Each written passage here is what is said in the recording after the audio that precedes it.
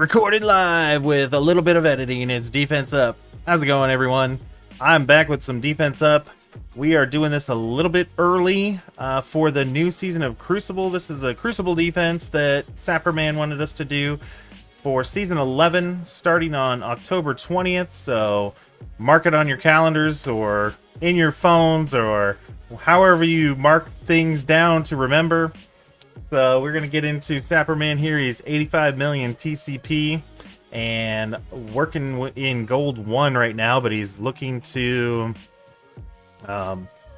boost himself up, getting into the Platinum or hopefully Diamond at some point. So let's go check out his room. Now, these are going to obviously be teams that he was using for Season 10, but we're going to just go through... actually, some of the rooms are going to be pretty close to what we're going to use in Season 11. So let's go check it out. All right, so Room 1 in the new season is all about different ISO classes applying a different amount of vulnerables. So I think, personally, Spider Society with Peter's kit... he cleanses vulnerables on himself and his allies, his Spider Society allies. So I think it's a great room for a defense for them to be on defense in, because they'll clear those vulnerables, and then when they're attacking the person who's coming into them, they'll be putting vulnerables on that team and doing a lot of damage. So we're gonna do full Spider Society in this room 1. I like Noir here. That's a good spot for him. I like Peter by Noir, so that when Noir goes into stealth, Peter's kind of on an island. I like a purple. If you have purple healer on him, definitely do that. If not, then blue healer's fine too.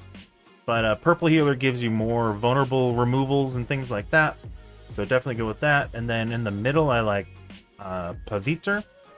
And back here in the back, I like Ghost Spider, and then Penny over here. Ghost Spider being a raider. Now with all these extra vulnerables, I think it is safe to do Striker. I'm sorry, Penny. Ghost Spider's back here. Pav is in the middle here. Striker Pav is going to be good because you have those extra vulnerables to work with. And then a Striker Penny over here on the edge is going to be good too. So Raider on Ghost Spider, Raider on Noir, purple healer if you have it, on Peter, and then the two strikers in the other spots here, Pav and Penny. So that's it for room 1. All right, so for room 2, this is the room where villains will put defense down on successful attack, and heroes will put offense down on successful attack. So we're going to completely scrap this room. Like I said, this is from Season 10. But for this room, we're going to do Annihilators with Super Scroll in this room. All villains. I really like having defense down out on the team that's going to be attacking into you. Because Annihilator, most of them are all villains. Actually, we are going to put a few heroes in there, mixed in there with the Annihilator's scroll. Just to kind of give Scroll that synergy with the heroes and villains. So I guess we'll have 3 villains we're working with. So that'll be a good mix of defense down and offense down. So we'll have Gladiator over here on the corner, and I like him as a purple fortifier if you have it, or blue fortifier is good, but purple fortifier is really good as well. And then behind him, we're going to do Thanos Endgame, and he's going to be a raider. And in the middle, we will do Silver Surfer as a hero. So now we have 2 villains and a hero so far. We'll do Scroll here in the back as a raider. Oh, and Silver Surfer will be a striker. And then probably do, I think Vol will be the 5th, actually. And she can be Raider, Striker. Doesn't really matter too much for her. Raider, Striker, Skirmisher. I did Skirmisher, Purple Skirmisher for her for DD8, just because I needed some more vulnerables. So I tend to leave her that way. Plus, it gives her some extra focus to land her her ability block.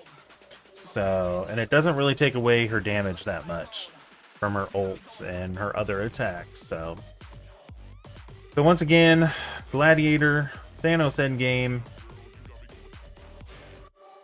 Gladiator, a Fortifier, Thanos, a Raider, Silver Surfer, a Striker, Scroll, Super Scroll, a Raider, and then Vol. Doesn't really matter what you do, really. So that is it for room 2. All right, for room 3, this is going to be the raid room. Yes, the raid room is back. Everybody is so not looking forward to it.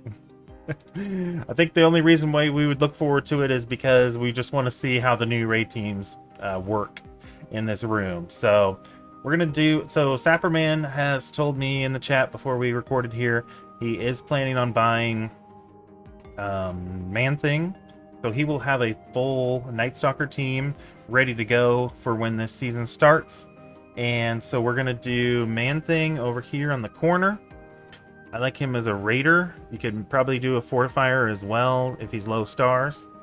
When he gets to be big stars or big investment, then I think Raider's a good choice. Then behind him we are going to do Agatha. And I like her as a Raider right now with her new rework, so we'll do that. And then in the middle, probably going to do Blade. And back here, we are going to do Oath. And then on the end, we are going to do the, let's see, North Star. Yes, we're going to do North Star. North Star has some really good passive abilities going on with him, so we'll throw him in there. Now, let's see, I covered ISO for Man-Thing, for Agatha, Raider, Night Stalker. Blade is a Striker, and Oath is a Raider, and then North Star is a Raider. So there you have it for that. That's what we will do. Unfortunately, Moon Knight does not make the team, and that's just how it's going to be. We'll just have to see how this plays out. I have a feeling it's going to be rock, paper, scissors situation going on. But we'll see what happens as the weeks go on. Room 4, we are going to keep most of this Orcus team. We're going to drop this scroll we already talked about. We're going to put him in room 2. And we'll just put Omega Sentinel in here. And I think pretty much call. So this room, if a character ults, they will put blind on the enemy as well. So Scientist Supreme goes super fast. She ults turn 1. She'll put a blind on whoever the primary target was. And that blind, per the room rules, will reduce that character's speed by 5% and the armor. And so that'll get things rolling for the Orcus team. And Nimrod ults, Lady Deathstrike ults. Everybody ults on the Orcus team turn 1, so it might be a little bit tricky to get through. So we're going to give that a shot for Sapperman here in room 4. Room 5 is going to be very similar. So the rules are kind of interesting. I wish it was more of a global rule, but the unlimited X-Men count as Masters of Evil characters, and Masters of Evil characters count as unlimited X-Men. So we got a shared synergy going on, kind of like what we had with Sinister Six, or maybe it was Superior Six, I can't remember, but with the symbiotes. So kind of similar to that. So what we're going to do is we're going to put Absorbing Man here in the corner, because a lot of the times you don't need him. I think he'll be really good on defense because of the unlimited X-Men buffs that he's going to be getting from Rogue. And so we'll put him in there. I have him as a Fortifier. You could do Raider, you could do Skirmisher. All are good, decent choices for ISO. And then I like putting Nightcrawler behind him as a Raider, so that's good there. We'll just move him over here. In the middle, we'll put Forge as a healer is fine. Gambit's good where he is, and Rogue is good too. Their ISOs are looking pretty good. So yeah, overall, not too many changes in this room, but just the Absorbing Man in there. He's gonna spawn with Safeguard and Immunity and Deflect, I think. I can't remember if there's anything else. Maybe Defense Up, I can't remember, but he's gonna be a way better pre-taunting tank in this room to make it harder on this extreme rogue comp that we've seen for quite a while now. So alright, and then room 6, we are going to completely scrap this team. It might be worth it to put Ares on defense still. We'll see how it goes. I think I'm gonna have Sapperman try first thing here, first week, Black Knight with Superior 6. Now, we may put Ares in there as well with Black Knight and Superior 6, so we're going to be dropping a few more Superior 6 members, which isn't always great, but having Ares there to remove the safeguard that the team that'll be coming in there will have due to the room rules, which, by the way, if you didn't know, is the room that my community was able to vote for. So it's called the What's Up Dog room, and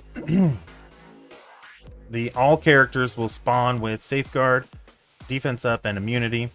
So that's why Ares might be a good idea on defense, to remove the Safeguard of the team that's attacking in here. But for now, like I said, for now we'll do Black Knight, Superior 6. And so that means Black Knight will go here. I really like Fortifier on him. And then behind him, we'll probably do Doc Ock as a healer. And then Green Goblin as probably a Raider. And Craven here in the back. And then probably Slayer, Spider Slayer. Give them that offense up. So that's what I would start off with. Now, like I said, Ares might be needed because Superior 6 does go really fast. So in order for Goblin to do his thing like he does with his ult, you might want Ares in there to have that safeguard removed so that he can flip everything. So might be something to keep an eye on, see how things go. We haven't had a chance to test these rooms at all, so I'm hoping my room isn't bugged, but we'll have to see what happens. And that's all we got for this defense up. So don't just have a good game, everyone. Be good to yourself and others too, and we will see you around.